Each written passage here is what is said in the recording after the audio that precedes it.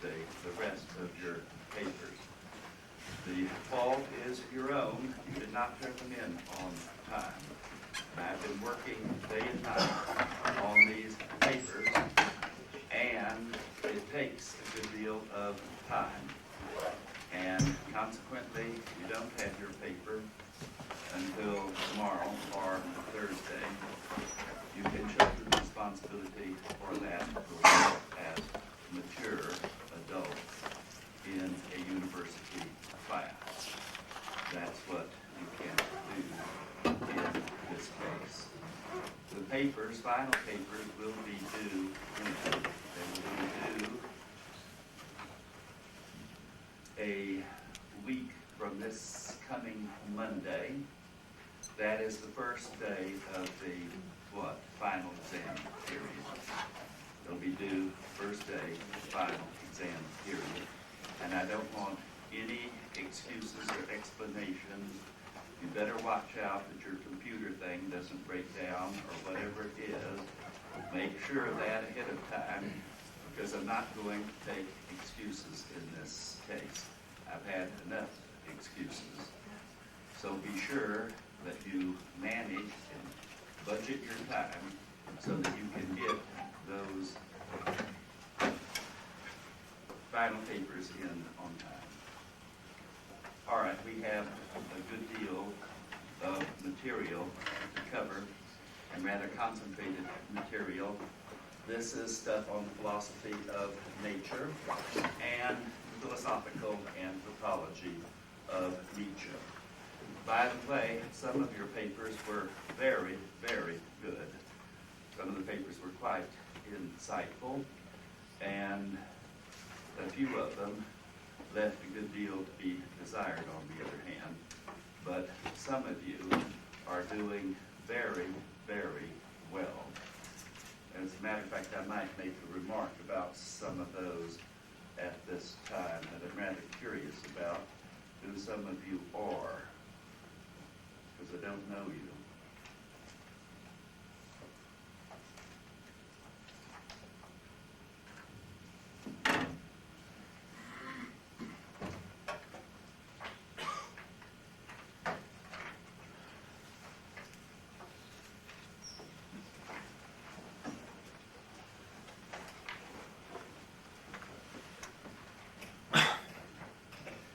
Maybe I was mistaken.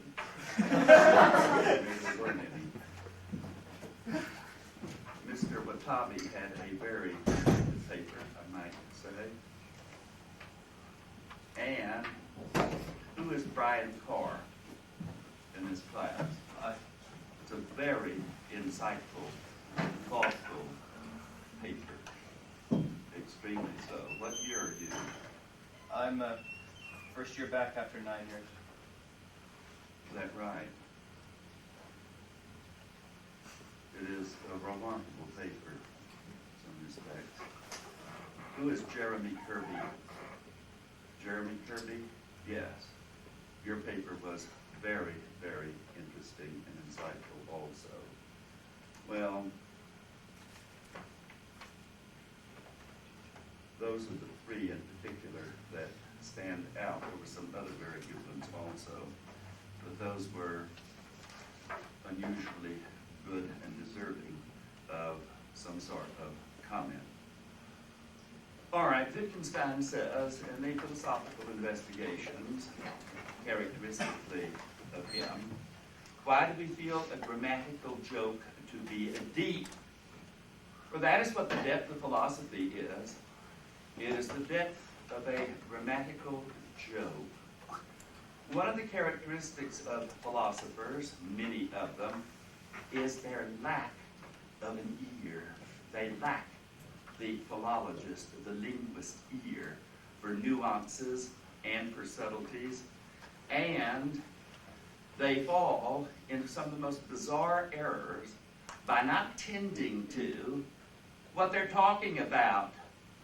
I mean, they make all sorts of extraordinary mistakes that you might call simply grammatical mistakes, grammatical jokes.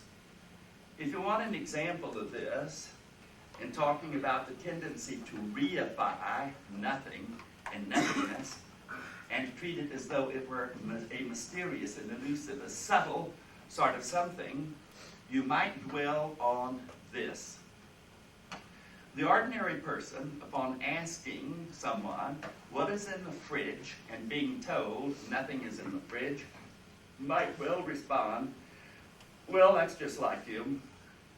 Why don't you, as a matter of fact, take due provision to store your refrigerator with edibles or with drinkables, potables of some sort, at least for yourself or for your friends that come and visit you? But a philosopher, upon hearing that retort, nothing is in the refrigerator, is apt to respond in a fit of cosmic absent-mindedness that is extraordinary and most revealing. Well, I think I'll try some. Yes, that is the way the philosopher responds to hearing that there is nothing in the icebox. It is something that he will savor his palate with. All right, with respect to Nietzsche's contention that there is no nothing. Nothing is a pseudo-concept unless it is used relative to something that you have in mind. Nothing in opposition to something, namely, in the case of the refrigerator, edibles or potables. I mean, that is not meant to exclude empty ice trays, the empty, ice box, the air in the ice box of the refrigerator. Oh, no. It is not meant, as a matter of fact, to exclude that sort of thing. In a way, this ties up with Nietzsche's dynamical view and his stress upon forces and upon the force field. He thinks of forces, both gravitational and electromagnetism, as being essentially an all-pervading field of force that is present throughout nature. And that is very, very important. He thinks also in this connection of a medium, which is characteristic of 19th and early 20th century thought, of a medium that pervades space so that it is not empty, namely the ether. Because if you have electromagnetic vibrations, light or something, that traverses space, then it must traverse through a medium. That is, if there are waves, there is a medium in which it is waving, so to speak. Just as you have sound waves with respect to the air, and you have water waves with respect to water. And this is a very important and a fundamental notion because it leads him to reject. And this is not old-fashioned physics. It is contemporary physics in that respect. It leads him to reject the notion of an absolute vacuum. If you think of vacuum in terms of the occupancy of space by matter, that's one thing, and one may well speak of a vacuum in the absence of atoms or material particles of some sort. But if you take the view that is present here, you do not have anything like empty space at all. It is pervaded by various force fields, electromagnetic, gravitational, and so on. This is the view that Nietzsche has. It is astonishingly consonant with modern physics, that is, with the notion of the quantum force field that is very, very important. In that notion, there is no empty space either. You can see, as a matter of fact, where what you might think is empty space is pervaded by electromagnetic field. Also in quantum field physics, what you have is exactly that field pervading space, and it is not empty at any time whatsoever, even with respect to particles in that respect. Because what you have happen is due to the conjugate character of mass, the conjugate character of energy, and of time. You have this happening. You have sort of a juggling with respect to the bookkeeping, the law of conservation of energy in nature over a very small period of time. So that over very small time intervals, like 10 to the minus 43rd second, you have particles coming into existence for a very, very short time, violating the law of conservation of mass for that very, very short time, provided the books are kept. That is, in a short time, as a matter of fact, the particles disappear, which is exactly what they do. They're called virtual particles in contemporary physics. And empty space is continuously being pervaded by these particles that come into existence in pairs, pair particles, and lapsing into energy, into the background of energy, the soup and sea of energy that pervades space. It's astonishing because that is essentially the view that you find in Nietzsche. There is no vacuum. There is no completely empty space. As a matter of fact, his notion of nature requires this in a very, very fundamental sort of way. This also connects up with his rejection of atomism. I mean, he rejects not only the atomism of the Greeks, but he rejects modern forms of atomism. It's contrary to his general philosophy of becoming. There are no permanent particles at all. Nothing is permanent. In that respect, the old notion of the solid, the indivisible, enduring atom that's neither created nor destroyed, that is immutable, is exactly the notion that he rejects. And as he saw, modern science, either chemistry nor physics, does not require it. The modern atom is, as a matter of fact, complex. With respect to its particles, they do come into existence and pass away. That is into energy. Electrons have their what? Their antiparticle, particle of antimatter. And an electron and a positron collide. They are converted into energy. And out of that soup of energy might come other particles of a different mass, depending upon the energy generated by the electron and the positron. That is their what? Their velocity when they collide, and they are converted, the mass, into energy. In this respect, once again, Nietzsche's view is very, very modern, very, very contemporary, and it goes along with my contention. He is a naturalist, but he is not a materialist. Matter does not have a fundamental status in his metaphysics. Of course, there are tables, chairs, and trees, and the other objects that we encounter. They are not permanent substances and enduring. They are transformed into other sorts of particles, substances, and eventually, finally, as a matter of fact, into energy. The basic conception is that of energism. It is a dynamic philosophy of force, and force is to be understood in terms radically different from mere particles. Particles, in that respect, are just highly concentrated, indeed enormously concentrated, for Nietzsche, forms of energy. He did not recognize, as a matter of fact, just how concentrated. If you speak about matter as frozen energy, just how concentrated the energy is in particles of matter. As a matter of fact, just to think of that for a moment, this formula comes out in 1905, the special theory of relativity, as a consequence of it, tells you how to convert the energy of mass into the energy of mass into free energy. That's how you do that.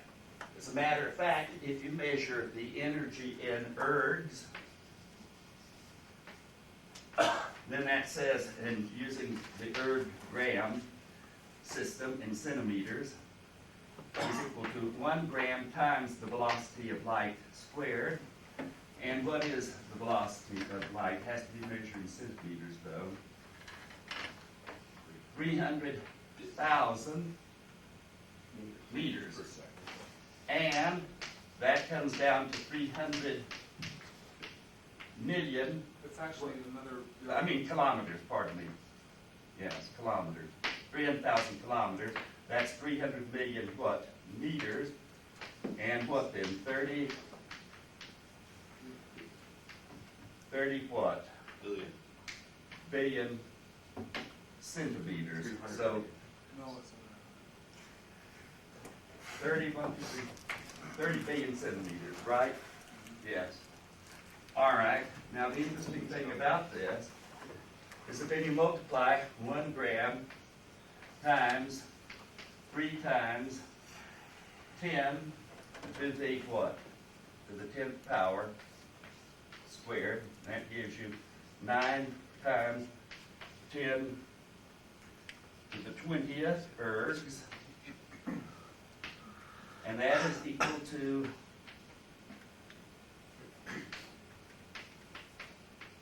900 million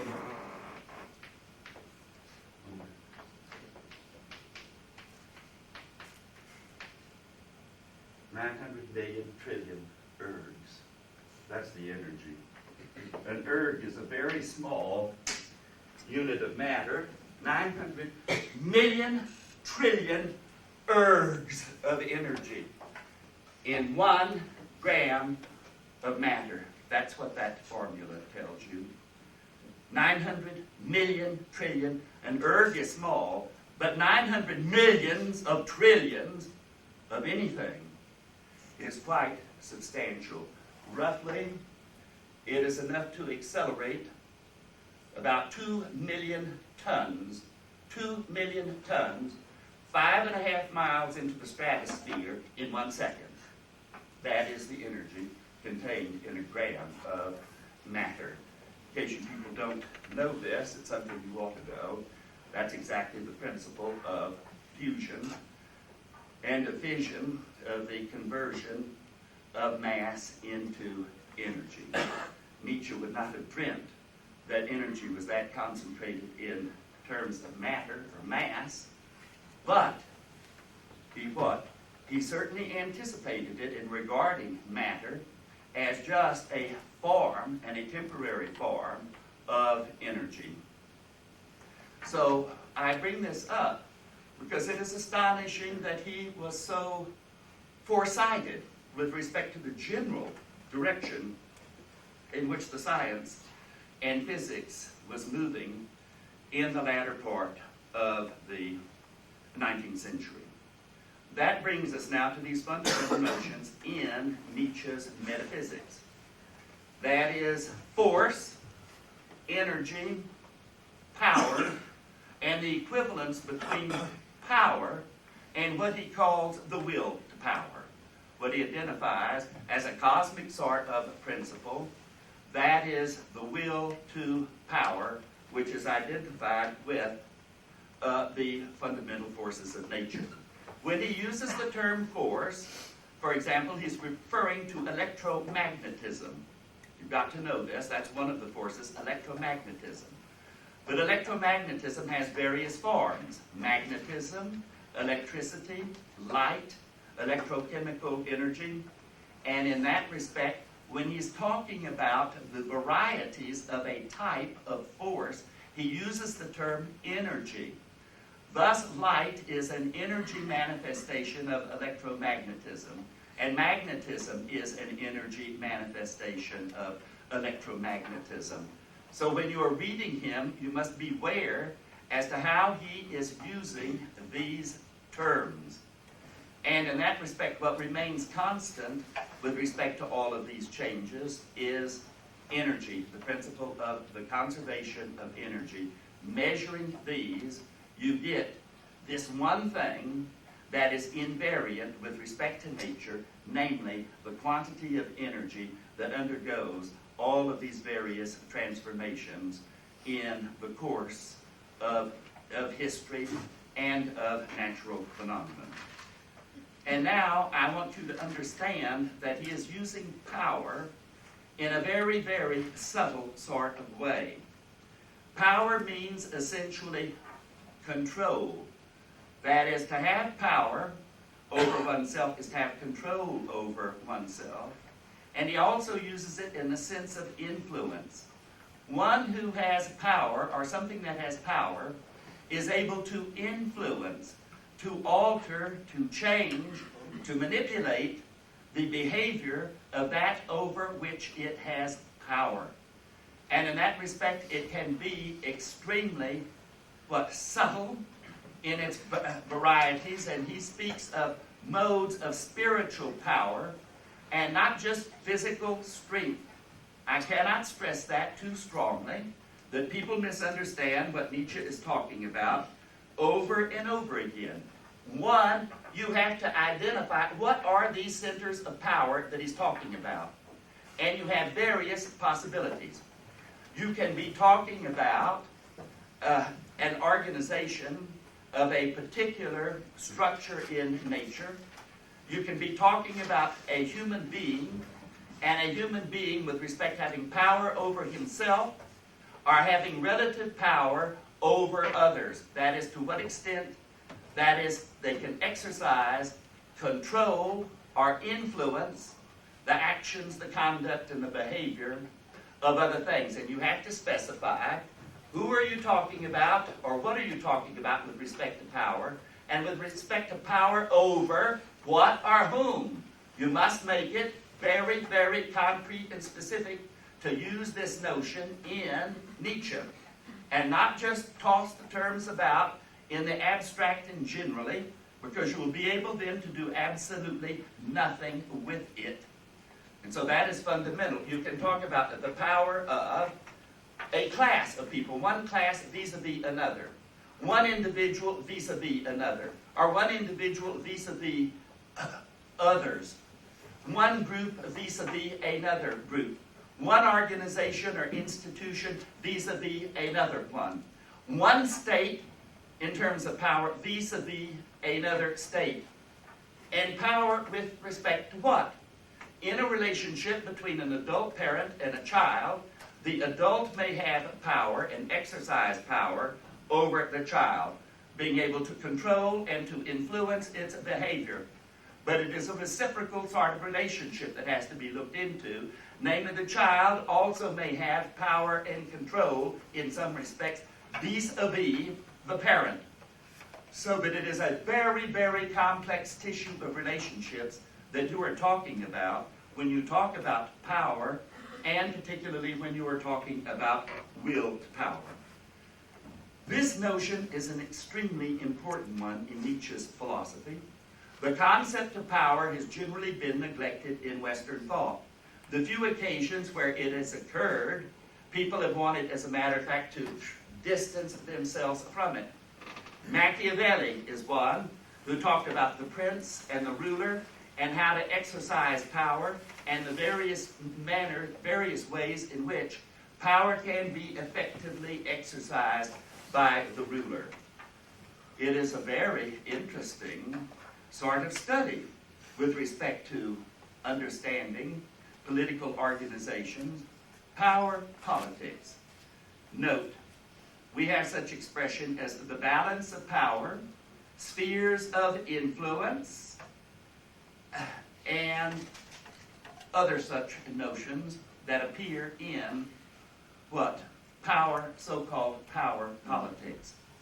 It is very interesting and very useful to be able to analyze the relations between various groups in terms of the dynamics of power with respect to various classes. One may say that, as a matter of fact, that this is what Marx endeavored to do to a limited extent in economic terms in talking about the production and distribution of wealth in a society, those institutions, and the class struggle and the class conflict that it engenders as a power struggle between different classes with different vested interests.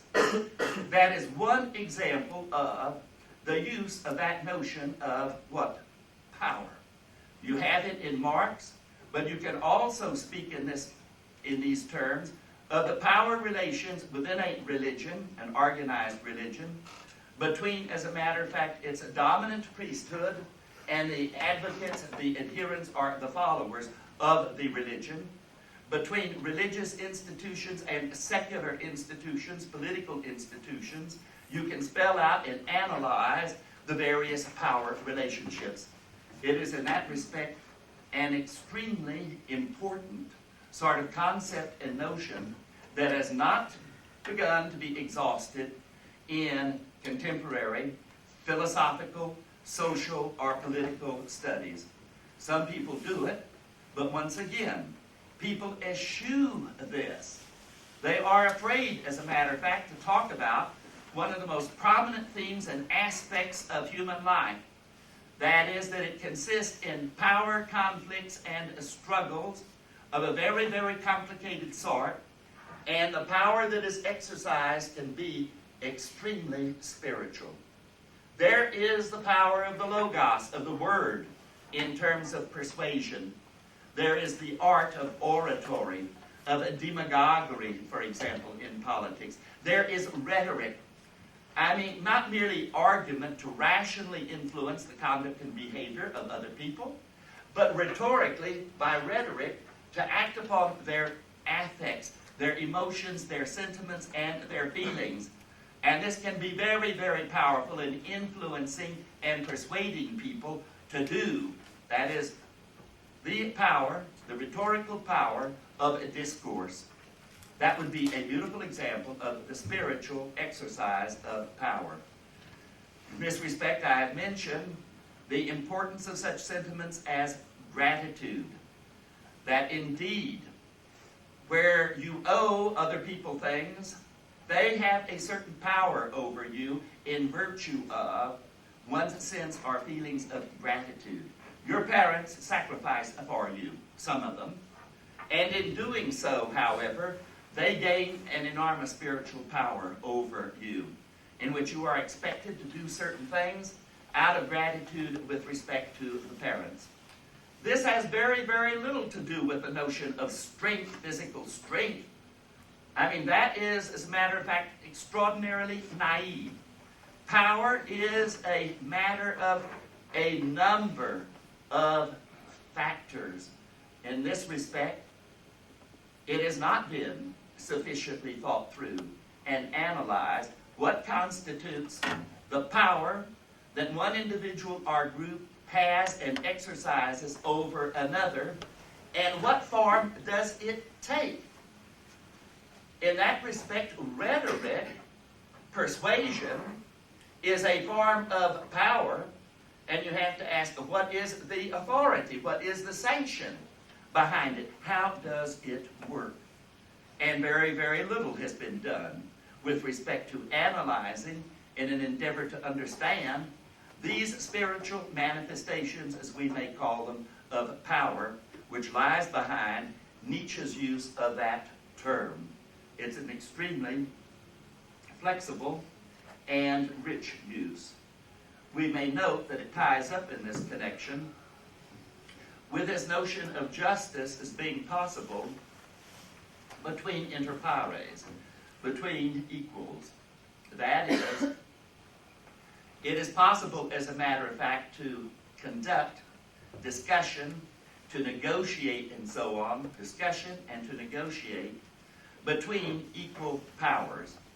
And with respect to equal powers, they may ally themselves to become a greater center of power, which happens socially, politically, and among national states and groups. Or they may, as a matter of fact, be poised in equilibrium, have, as a matter of fact, a temporary situation of treaty or truce, where usually, with respect to equal parties, they're always probing for a decline in power, for weakness with respect to their enemies. But the weak can hardly be respected. This is just a description here. This is not him laying down normative principles that he happens to agree with. This is life and the way it operates. Thucydides saw it very, very well with respect to the whole Melian episode in Fiasco, when with respect to that weaker ally of Athens in the Peloponnesian War, the Athenian ambassadors come and demand that they support Athens, that they oust the Spartans, that they pay the tribute. And the Melians tried arguing, negotiating from a standpoint of weakness. The Athenians would have absolutely none of it. Look, you don't have any option. You are weaker than we are. We will come right in and we'll destroy you, goddammit. We will destroy you if you do not ally yourself with us. And they do not, and what happens? Boom. They had no hesitancy. I mean, that's what history shows. over and over again. Now, you may lament all you like about that is certainly deplorable, but you have to ask what seems to be the natural sort of response and outcome when you have a situation in which you have gross inequality with respect to what? Power, and you have very, very important interests at stake with respect to the powerful ones. So that is a notion that one, as a matter of fact, might do a great deal with. One has to ask, and why Nietzsche is so important here, is what is the value of power? That question is hardly ever raised. Why would one desire it? Why would one want it? Power being intimately connected with power over one's self. Control that is to be exercised over oneself. And unless it's exercised over oneself, it cannot be exercised over nature, and it cannot be exercised over others, as the ruler exercises his power over those that he rules. Very important to raise that question. Most of ethics and social philosophy in the West has been dominated by a lot of drivel. That is a lot of talk about happiness and pleasure. And as a matter of fact, those that are in power will be all the happier that people get themselves distracted and consider that the only drive in human life is the desire for happiness. All men desire it. Do they? All men desire pleasure. Do they? And on the basis of what sort of evidence? How vast a canvassing has this been shown, as a matter of fact, to be true? And do they desire happiness any more than they desire power? If it comes to a conflict and a choice, is there ever any evidence that there are people that would prefer, as a matter of fact, power at the expense of happiness? A priori, what convinces you people that you know so goddamn much about human nature, anyone or a philosopher, to say, oh no, power is only subordinate. It is never desired for its own sake. Only something like happiness or pleasure could be desired for its own sake. When you draw that distinction between goods that are means, instrumental goods, goods as means, and intrinsic goods, goods as ends, there is no such absolute distinction, Nietzsche says. He denies it, he rejects it. That is, that it's relative, that what might be an instrumental good, a means, may well become, as a matter of fact, an intrinsic good for certain people. It is perfectly obvious, if you think of wealth as just an instrumental good towards something else, like what? Happiness, or health, or what have you. It might be instrumental in any number of senses. It is perfectly obvious that for some, what is an instrumental good, as some views it, becomes an intrinsic good for them. They pursue wealth for the sake of wealth. And you might also ask in that connection, what is the relationship of that to power, and of the prizing and treasuring something because of the power that it brings. No absolute distinction between intrinsic goods, that something is just an intrinsic good in and of itself, irrespective of circumstances and irrespective of the individuals that you happen to be talking about. So that distinction is relativized, and there are any number of things that might become intrinsic goods for certain individuals. I mean, for many individuals, wealth may not be an intrinsic good, but that does not preclude it from being an intrinsic good for other people. The same is certainly true with respect to power, and Nietzsche thinks that it is quite fundamental in this case, power, the pursuit of it. At any rate, one could spend a whole course simply dealing with the concept of power in Nietzsche. It is so extraordinarily rich and extraordinarily subtle. We do not have the time to do that, but I want you to beware of any sort of simple generalizations and formulas about Nietzsche's notion of the will to power and how he employs that concept and uses it. there are some things that I want to say about the will to power. Nietzsche introduces it as a hypothesis. How far can you go in explaining nature, in explaining human relations socially, psychologically, the interactions, for example, even between the sexes, the gender question? How far can that be furthered and understood in terms of power relationships? Because it certainly is central. That is, the sexual relationship is not apart from a power dimension that you find in it. And questions and conflicts today with respect to gender, feminist studies, the role of women in society, intimately involves at any number of levels, obviously struggle and conflict and a power struggle within society, within the community. And one would be extremely naive, as a matter of fact, if one failed, as a matter of fact, to see that. But now, granted that, Nietzsche introduces the concept, and it's certainly important. It deserves to come to attention and to be used and employed. It's been a very neglected notion. He wants, as a matter of fact, then, to see as a Gedanken experiment, a thought experiment, how far can you go with this one concept, a sort of monism, with respect to, as an explanatory principle, in understanding human behavior and conduct. It goes contrary to his general procedures and techniques. It represents a sort of oversimplification and a generalization that he is generally suspicious of. But he says we should like to economize our explanatory principles when it comes to an understanding of nature and see just how far we can get with this one principle, the will to power, in understanding the complex variety of human social behavior, of life, of nature for that matter, in general. He's suspicious of it, but he thinks we ought, as a matter of fact, to try and do it if it is at all possible. It's surprising that he should have the success that he has with it. However, it strikes me as extremely dubious that that one principle alone will be sufficient to explain all aspects of nature and all aspects of human conduct and human behavior.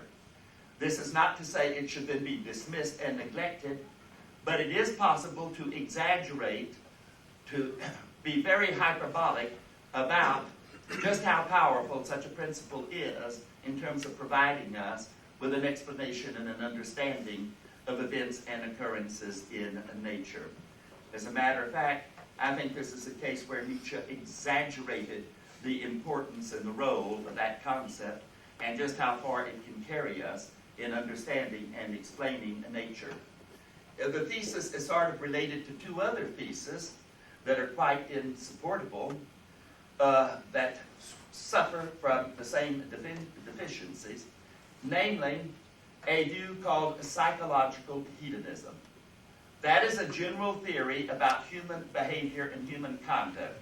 Of the sort, it is so charmingly simplistic and simple-minded that it appears to the freshman and sophomore mentalities who always grab at it the moment that they hear of it, namely psychological hedonism. All men, you want to understand how people behave and what they do? All men desire what? Pleasure and eschew pain. So all you've got to do is to consider what are their alternative courses of action and which is most pleasurable, or which will involve pain, and you can almost invariably explain and understand their behavior in these terms. I mean, that is such a simple-minded theory, and is so obviously subject to what? Subject to falsification, that you wonder how anyone could have seriously entertained it. That is, there are all sorts of counter-examples which these people try, squirming around, to preserve what? To preserve their simple psychological theory so that it resists any example at what? Any effort made to provide a counter example. If you have an empirical sort of hypothesis, then it is very, very important that it should be subjectable to falsification. That is, that you are willing and prepared to say in advance what sort of things would count against it if they were discovered, if we had examples of it. When you have a general theory like this and you are unwilling, as a matter of fact, to countenance anything as a falsification, then it is not an empirical proposition at all. It is a piece of dogmatic metaphysics. I mean, it is something that the philosopher holds on to and is determined, come hell or high water, he will not give it up. And that is what happens over and over again about certain people's pet theories, and you want certainly to be on the guard against that. The same thing happens with respect to another view related to it, namely psychological egoism. That is, that there are no, altruistic actions. That is, there are no unselfish actions. All actions are essentially selfish. This is different from the viewpoint of disinterestedness. That is, that there are actions that are disinterested. What Nietzsche wants to say is there's no such thing as a purely altruistic act in the sense of it being a disinterested one. That we take an interest in any action, whether it is selfish or whether it is altruistic. But the interest need not be, as a matter of fact, a selfish interest. His thesis on this has been misunderstood. He knows and points out over and over again that certain actions that appear on the surface to be altruistic are really masked, egoistic, selfish actions, and that this is extremely common. But there are clearly degrees of selfishness, and in that respect, degrees of selfishness and unselfishness, they spread out on a spectrum, and there are all sorts of degrees in between. Nietzsche cannot deny that, but he comes very, very close at times in connection with the will to power to embracing something that looks like a psychological egoism. If you press him far enough, I think that is not true. That is, he admits that there are actions that are done out of pure regard for my own self-interest and at the expense of other people. But there are also actions that I do for other people at considerable expense to myself, and those actions are for the benefit of others. One can hardly deny that. And Nietzsche does not deny the possibility of altruism in that respect. But he walks at times a very, very thin line by trying to push too far that monistic doctrine of his to explain everything by appeal to the will to power. So that one must certainly be on guard about that. At the same time, it should not lead you to neglect the significance and the importance of the motivation of will to power in understanding of human nature. It's been out of the picture. And Nietzsche did us a great service in putting it firmly in place as a way of talking about interpreting and understanding our world. But one should recognize, and I want to warn you about the limits of the will to power as an interpretive and explanatory principle.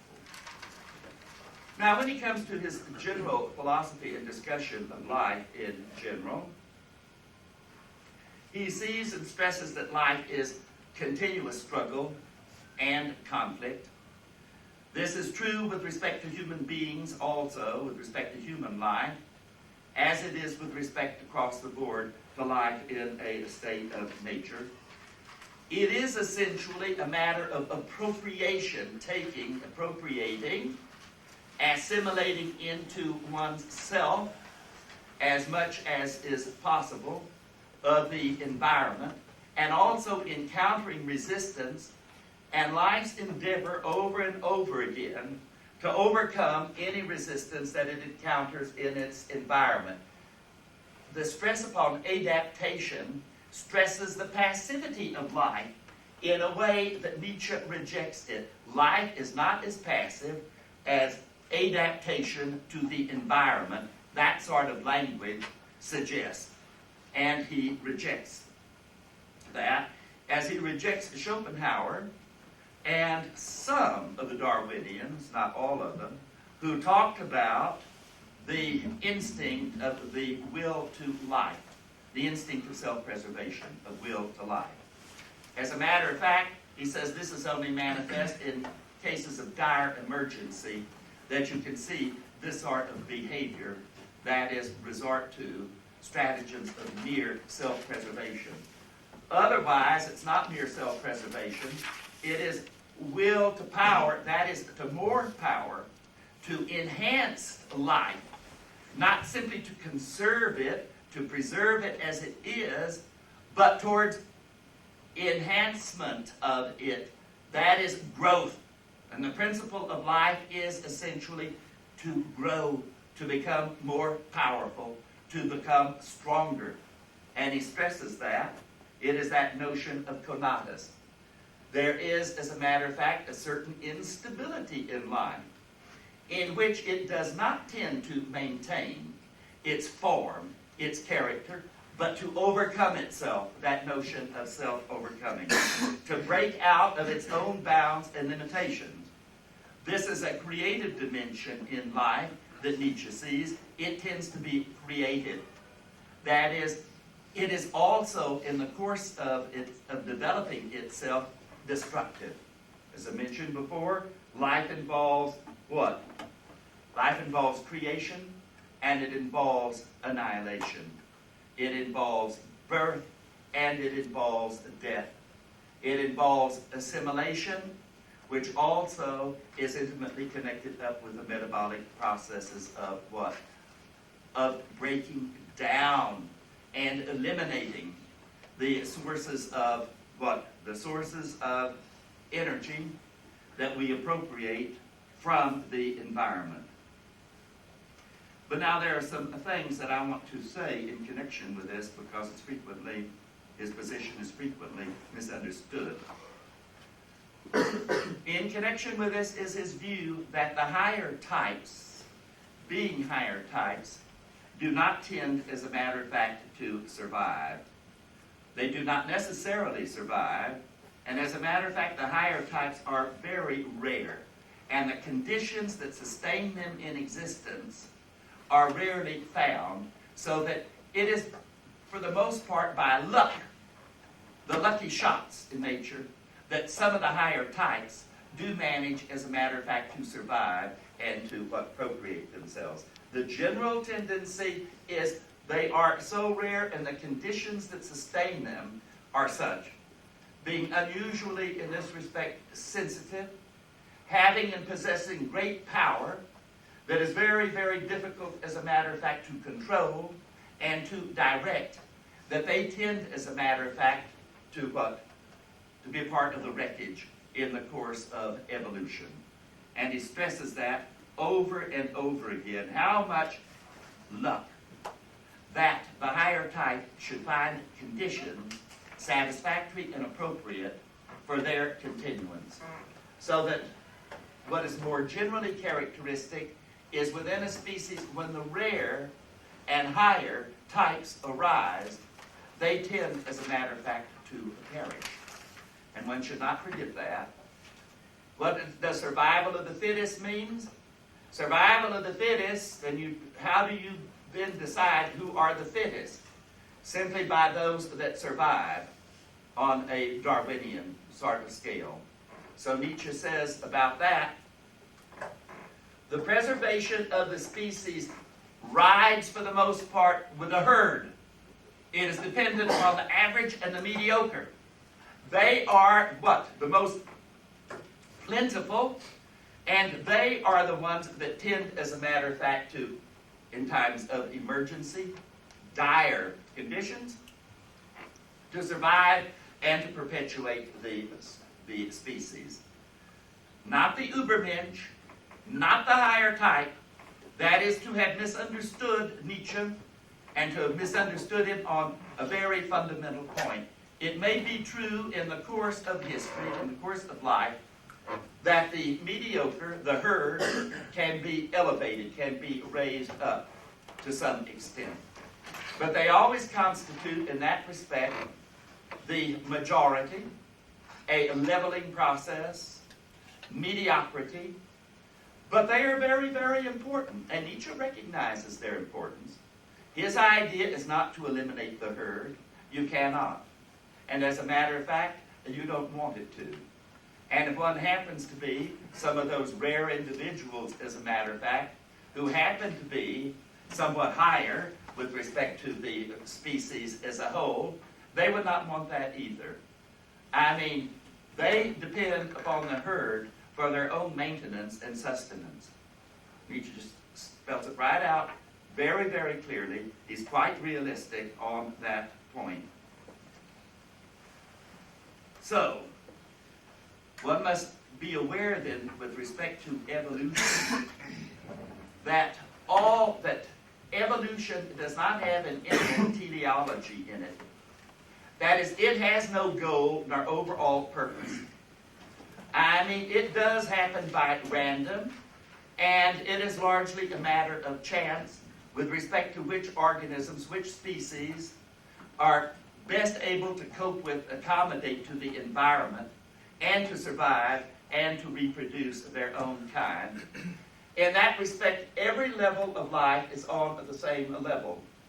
You might have a difference within complexity, but complexity has nothing to do with worth. In that respect, every species of life has earned its place in the ecosystem generally in virtue of having established itself as being able to live, to reproduce, and to prosper. It is nothing but anthropocentrism for human beings to think that humanity is the crown of evolution, that there's any reason to suppose that it should stop with us in the first place. It is evident that it does not. And it is a piece of enormous conceit for us to suppose that we are the crown, the very apex of what? Of evolution. It's all been aiming towards us. We are the fruit and fulfillment of the evolutionary process.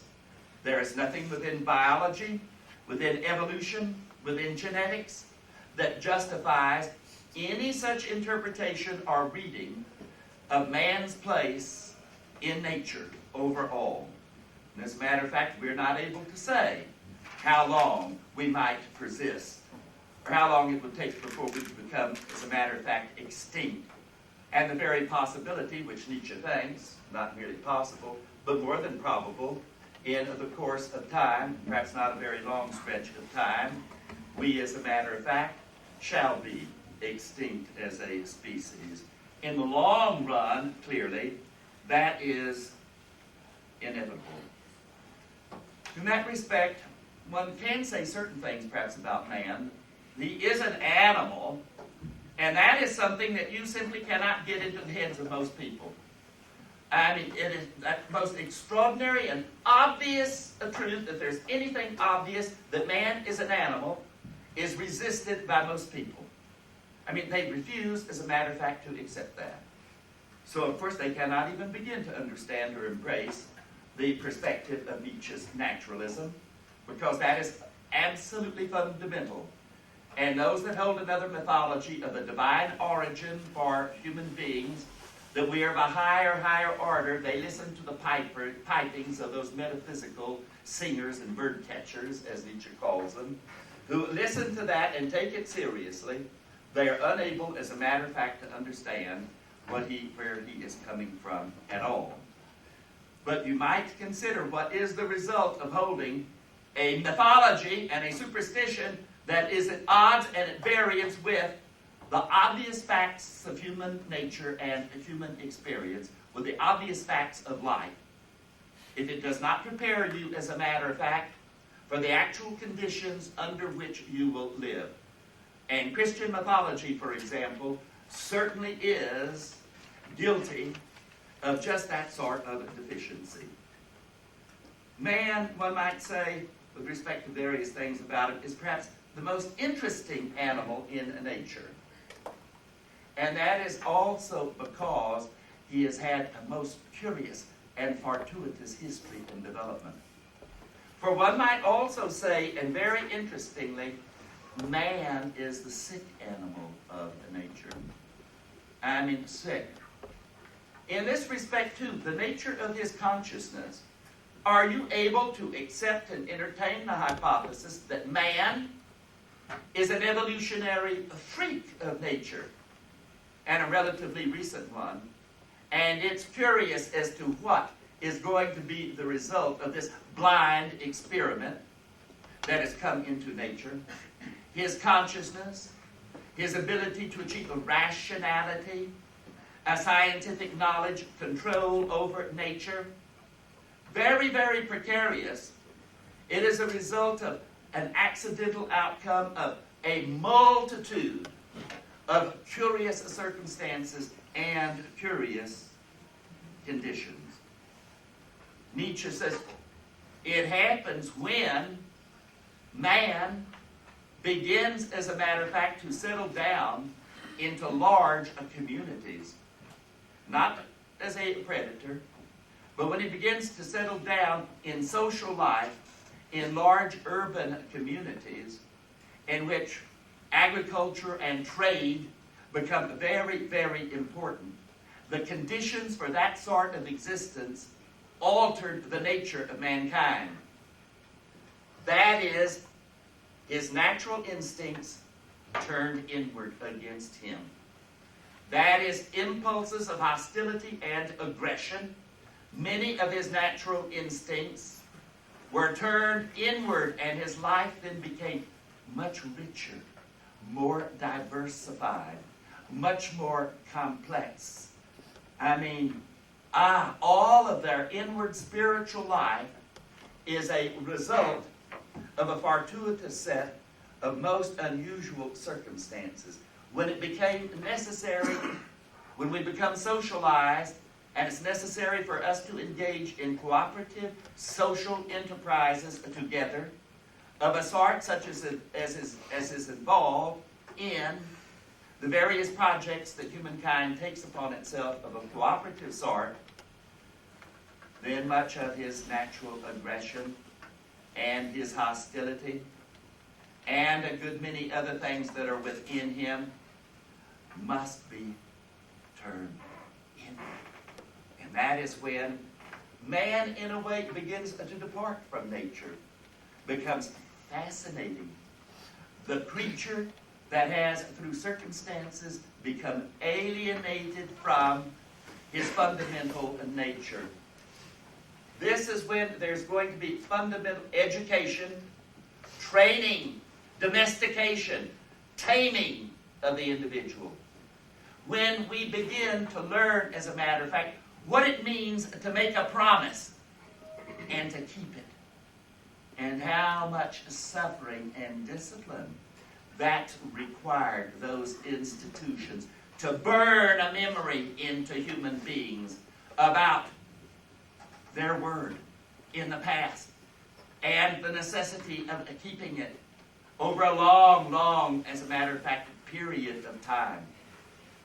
The training, the domestication, Nietzsche. Mankind is not perfected and becomes better by training and by education. He becomes different and accommodated, as a matter of fact, to a new mode and a new way of life. But it involves new conflicts and struggles within himself, as there is a great deal of harnessing, of taming, of restraining impulses that were not formally restrained. The transformation that comes about in human nature as a result of a whole interesting variety of circumstances.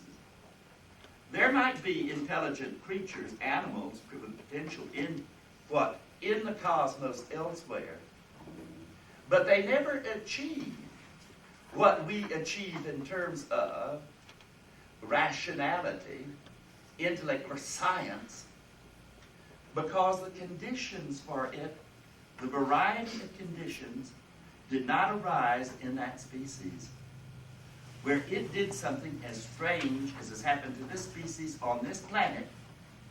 I mean, this has not been a matter of just a natural biological unfoldment.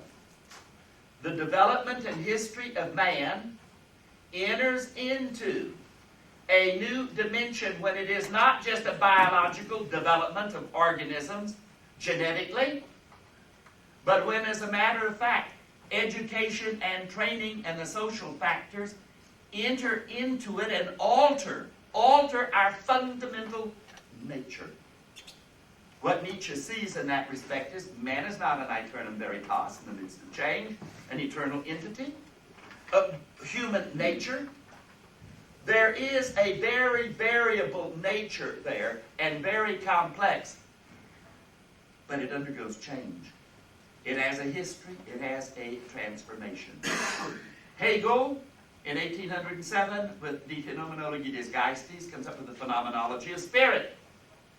That is a description and an explanation of how human spirit emerges and develops in the course of history. He has much too a rationalistic, abstracted, idealistic account of this process.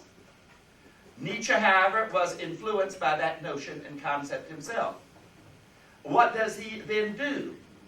I mean, what he wants to do is to naturalize the phenomenology of Hegel and to give a naturalistic description and explanation of how mankind becomes transformed in the course of his own natural history. How that has come about. So that out of the basic and fundamental egoism, there arises altruism, which is something quite different and quite novel with respect to the biological world. That's not to be identified with such things as symbiosis and relationships of that type. That sort of altruism that is capable of arising out of the basic egoism. The child is selfish. He has to be trained, developed, learn to be a giving, to be cooperative, to be concerned with his peers and others. And it takes a lot of training and punishment to beat that selfishness out of him one way or the other. And when it is not done by institutions and families and so on, the society reaps the consequences of that very, very well. Domestication, over-domestication particularly, over-taming makes very, very sick with respect to the breaking of the instincts. We certainly don't generally think of the animals in a zoo that are tamed in the circus and so on, that this is a matter of improvement. It's a matter of changing them and transforming them for new and different conditions of life, a new mode, a new way of life, a different one. So also, there is that interesting phenomenon of that aggression that is generally termed outward, as it is in explicit, clear sadism and acts of cruelty, how it is that that can become turned inward, and we have that fascinating phenomenon of masochism, the sadistic impulse turned inward. Man becomes more diversified. He becomes richer. He becomes the interesting animal par excellence with respect to the wide variety of behaviors. And when the instinct of aggression and hostility becomes fused, as it can become fused with the sexual instinct and impulse, and the various variety. Note that instinct, hostility, aggression, fused with sexuality and sexual desire, and then gives rise to sadism, to masochism, to that enormously complex, diversified, and rich aspect of human sexual behavior. The human self, the person, the human animal gets transformed. His ethics and feelings become new and altered. He becomes, in essence, a different creature as a result of what? Of these historical natural experiences of his. And it is fascinating to watch how, with respect to the spiritual life, the inner emotional life of people, that it becomes enhanced, enriched, more and more complex. To watch that alchemy, a natural alchemy, take place in the course of history. The alchemists wanted to transform the baser metals into the nobler ones. Nietzsche speaks in this way of the alchemy that takes place in nature before our very eyes, and the prospect and the possibility of such transformation, and such transformation perhaps giving rise to more noble natures emerging from baser ones. And that ties up with that whole distinction here of higher and lower natures and the prospects of it, in which one might really want, when you look out there, is anything that you see a person because it looks like a person? That is because it is biologically Homo sapiens? It is a person as we have that concept. The higher. That there's no difference between sensitivity, intellect, the capability of feeling certain feelings. That there's not a distance out there if between man today and what he was 40,000 years ago, a brute. And there are still Homo sapiens among us, whether they wear clothes or not and other things, who are brutes. I mean, in which there is a great difference between the most refined of human beings, sensitive with respect to the emotions that they are capable of experiencing in connection with thoughts that are totally foreign and incapable of the brute, and perhaps in some cases even of the average man, of experiencing and undergoing. I mean, this becomes a very, very serious matter here. I mean, look, sexuality, lust, demand for sexual lust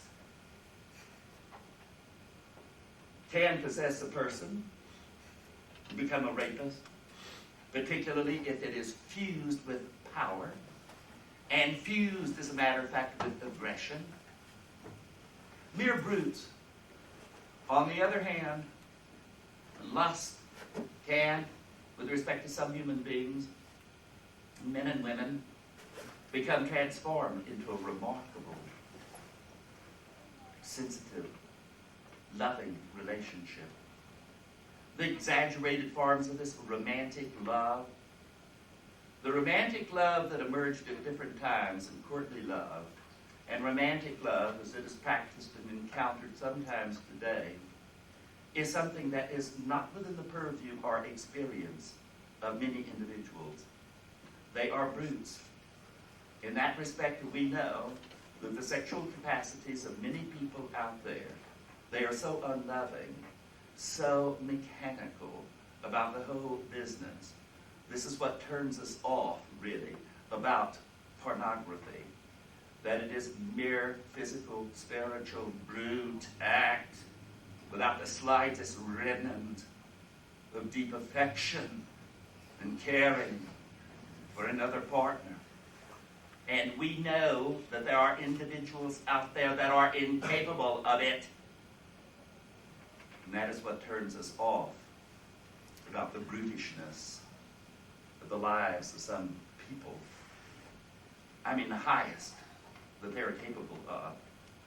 And I think most of us would not want to identify with them, and can be fairly confident that there is that distance, that pathos of distance, as Nietzsche calls it, between various individuals.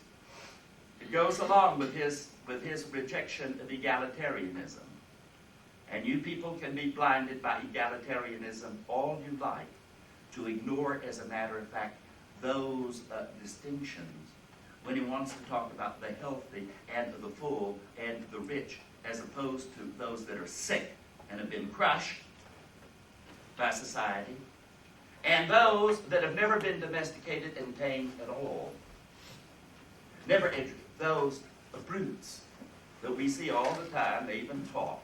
Can you teach a brute to talk? Well, yes. Just go to the grocery store, Smith's, or to 7-Eleven, or any place like that, as a matter of fact, and you see dressed up brutes. And they talk. And you can hear their brutish talk also, can't you? Let's call not merely a spade, but a damn brute a brute. In that respect, we can be animals, but we're not brutes. We can be. Some of us are. There are plenty of them roaming around out there, and it's intimately connected with that whole question of the problem of criminality and the problem of what? Mental illness and sickness in our society, and the various factors that produce it or cause it. So, it is very interesting, as a matter of fact then, to conduct a historical study of societies and peoples, their way of life, attitudes, how they emerge, arise in the course of natural history, and how human beings in that respect, with respect to our affects, with respect to what we are capable of experiencing, with respect to aesthetic experiences, it is very, very clear that there are individuals out there that haven't the slightest sort of relation or possibility of relationship to art of any deep form, in music, in painting, in sculpture. The conditions for those experiences and entering into those ways of life are very, very varied. And the brute does not have the possibility, as a matter of fact, for attaining to anything like that at all. This includes the brute Homo sapiens, if he has not been spiritually transformed. And it is not a simple and easy or nice sort of training or transformation that is involved here. It involves a good deal of agony, of pain, to achieve that sort of price. That sort of price to achieve that level or mode of existence. So, let's look then at what Nietzsche has to say specifically about human beings, about our anthropology, about our psychology, and about that remarkable phenomenon, so we think, of consciousness, that philosophers tend to over-exaggerate terribly, the significance and the importance and the role of consciousness in our lives. In the first place, Nietzsche denies the doctrine of privileged access. He is one of the first to do this.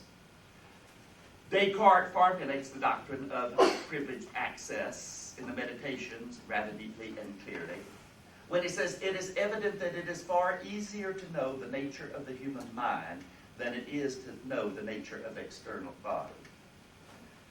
Nietzsche says that is absolute nonsense and a mythology, a myth of the given and of the transparency of the given. That, as a matter of fact, it is not the case that just because I am me, I know myself better than anyone else.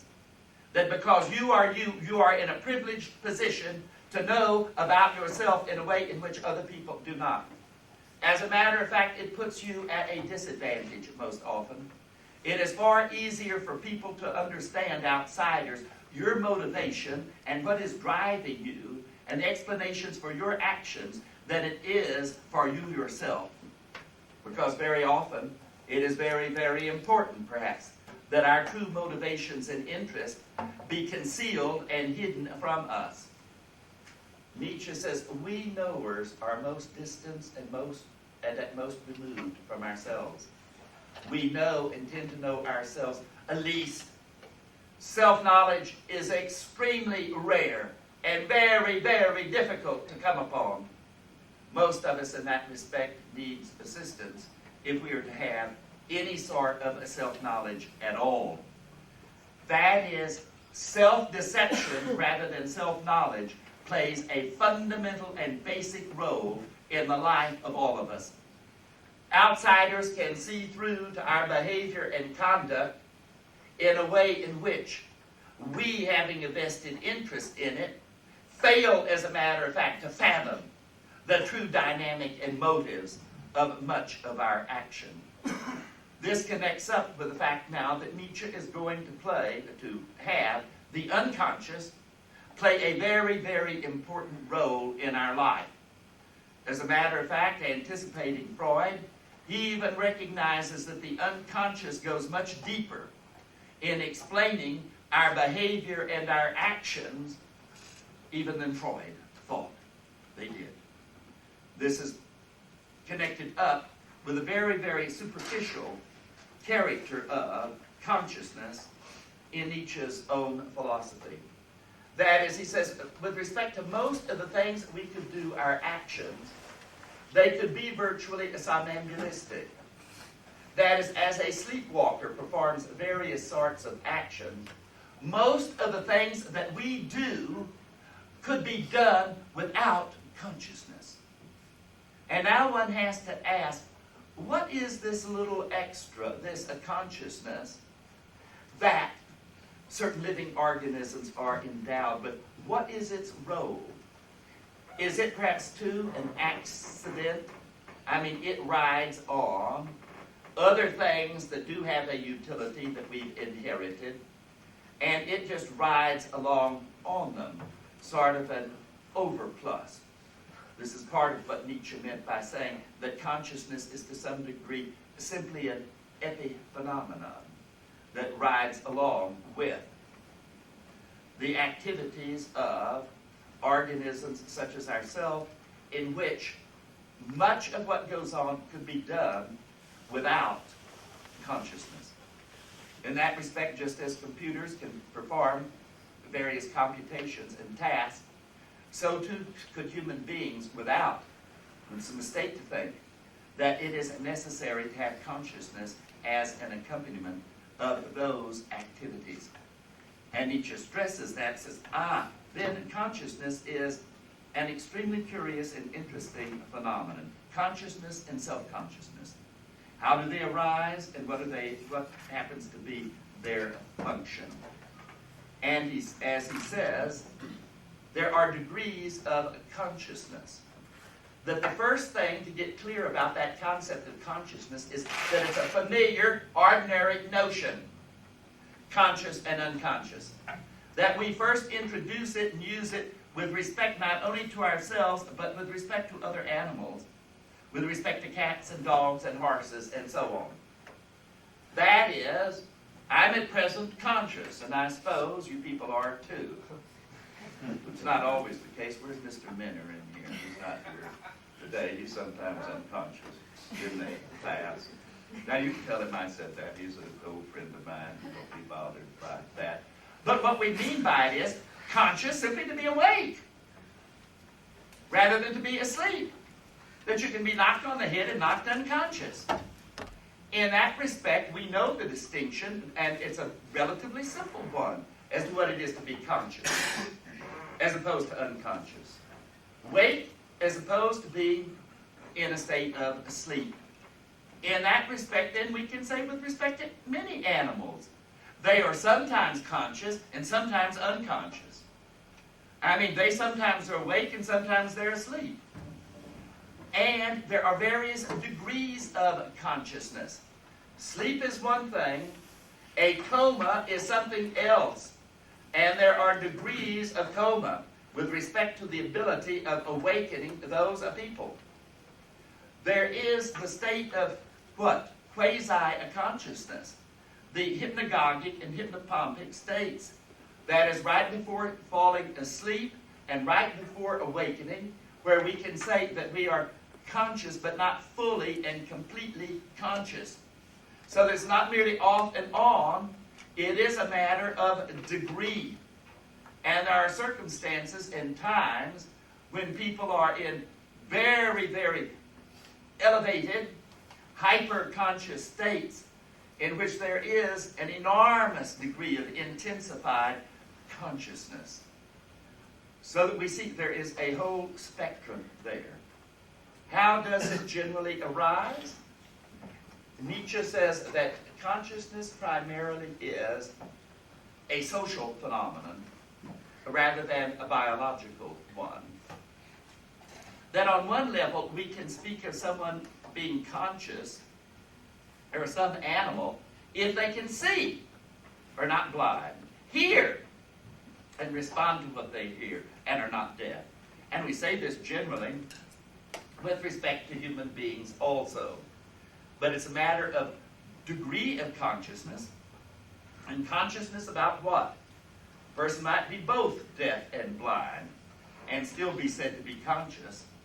But how far can you go with eliminating those functions there of sense and otherwise and still maintain that a person is conscious? On Nietzsche's view, consciousness arises and becomes intensified as a result of social interaction. That is, it is something that is acquired through being socialized. Beyond that, it's a matter of the need in a social life, in a community, to communicate between members of it, so that it is intimately connected up with the acquisition of language. Language confers upon us a consciousness that we would not have. It is a social phenomenon, it is a public one, and it develops to enable us to do what? To deal with our social needs and to make our needs known. This is what is very important. And it ties up with learning language, with public activities. In that respect, one learns, and Nietzsche is very insightful here, one learns not first-person language, as the philosophers have it sometimes. I know all about myself, I learn first-person expressions, and then what? And then I project it on to other people and so on. And the primary life for me is my own life. False. As a matter of fact, if anything is true, it's almost the reverse. That what is really true is that one learns first-person expressions along with third-person together. He is in pain, and one learns along with that, I am in pain. But that generally you learn the third person, the application of those expressions to other individuals first. Then you learn the first person. It isn't the case that you come upon, even if you had such an experience as a dream, you don't invent the language and the words. I dreamt so-and-so. No, you were taught dreaming with respect to other people and what it is for them to have a dream. You learn about it yourself when as a kid you wake up, the bear's in the room, And the parents come in, look around, what do you think? There was a bear in the dark.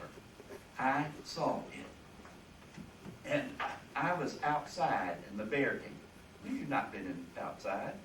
The house is all locked up. You're inside, in your bedroom and all. Do you know what that was, baby, that you had? You dreamed of the bear. That's the way you learn expressions of that sort.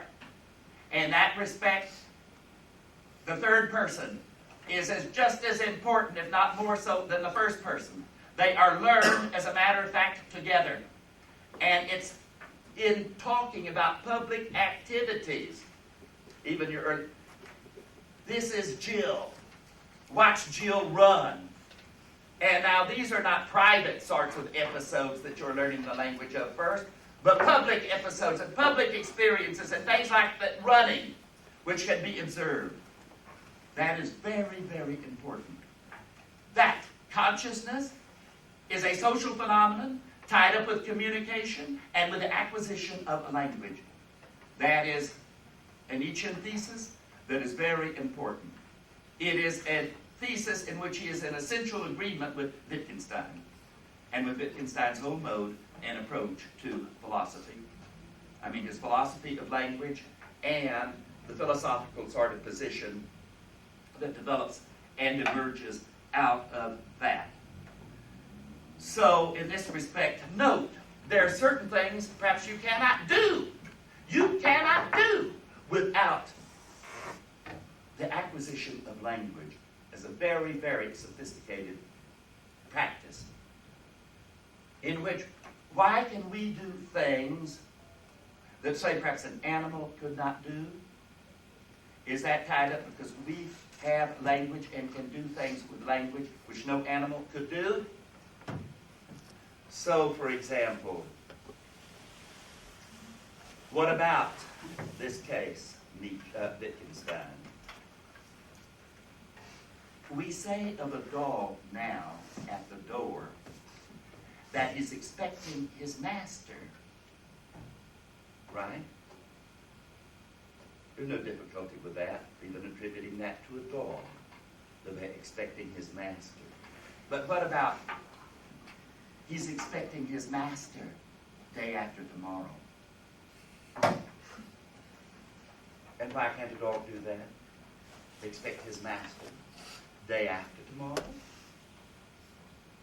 Does that tie up in any way with the mastery of a certain language, a practice, which if you did not have it, you would not be able to do as something as simple as that?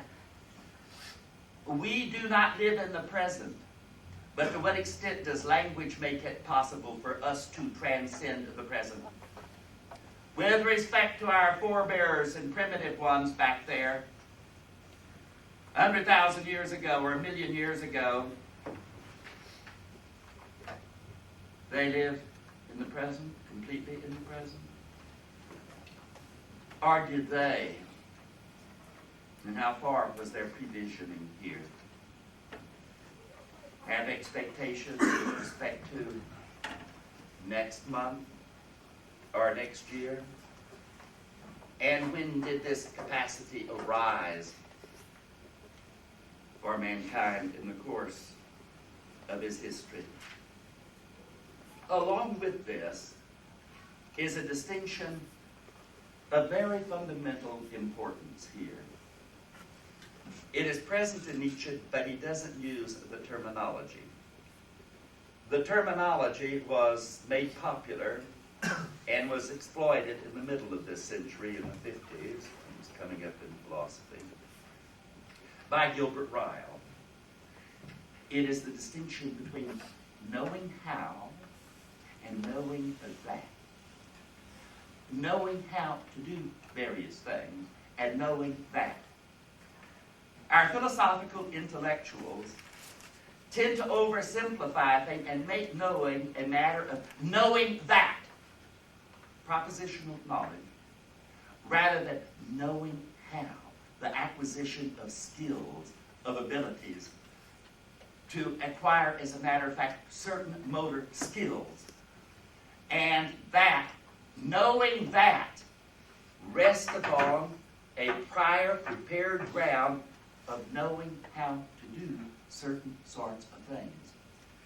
And now when I talk about knowing that, well, there are various cases. Knowing that Paris is the capital of France. Knowing that. Knowing how. What about knowing how? Knowing how has to do with skills. Knowing how to ride a bicycle. Knowing how to type. Knowing how, what? To drive an automobile. Think of all of these various skills that we have that are motor skills that are acquired. Very important.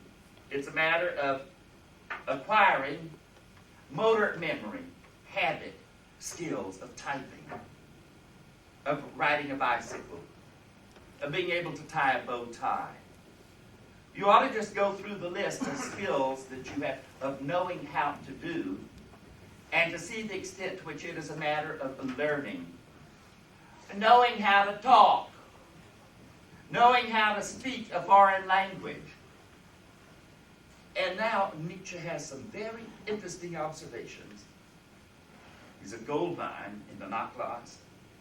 Fascinating here with respect to its import and the connection with consciousness.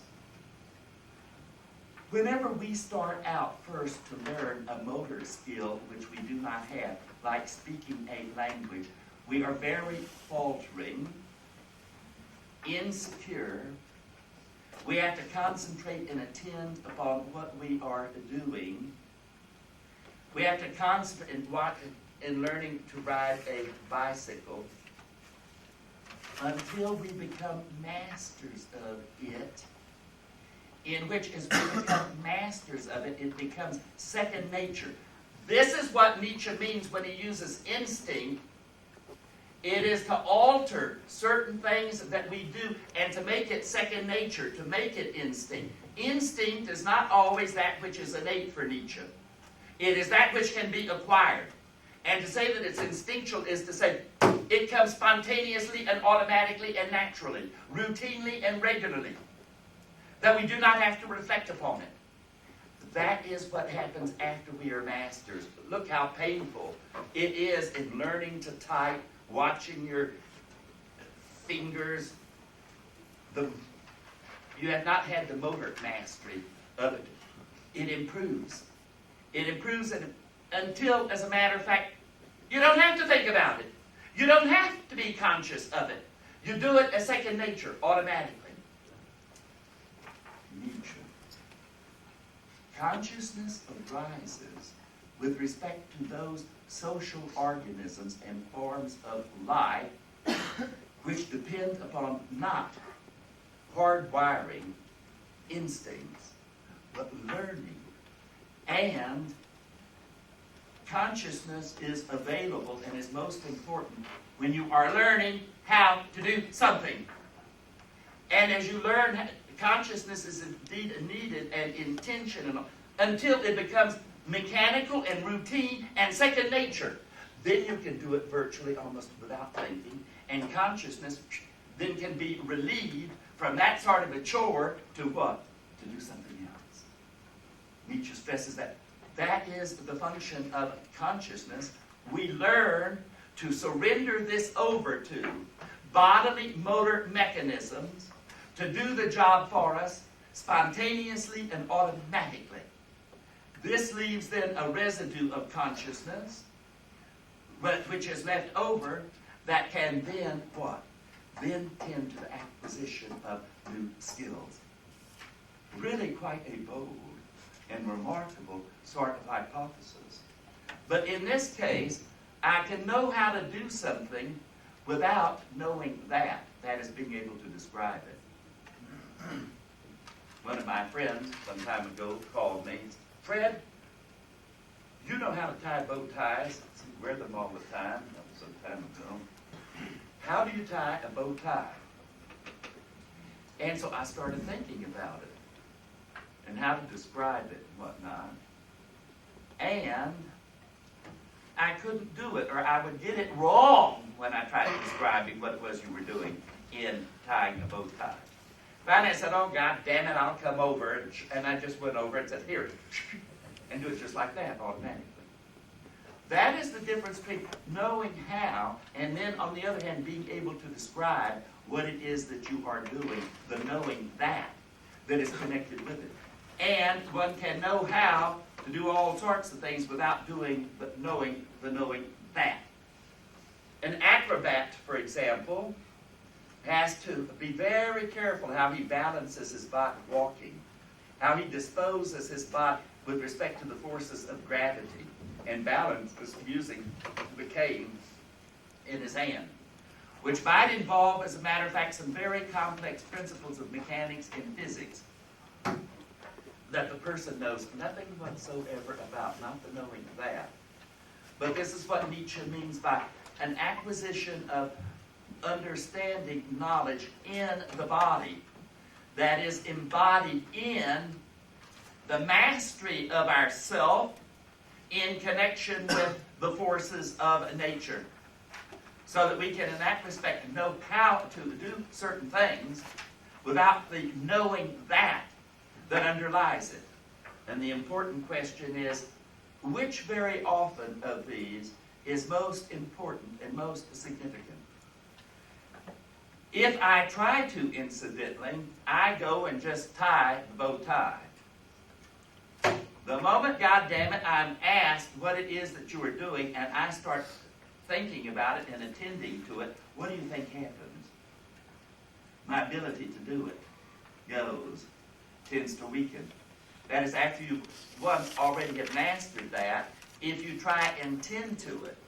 And people say, if they do such things as what? Being able to keep themselves on a rolling log in water, you know.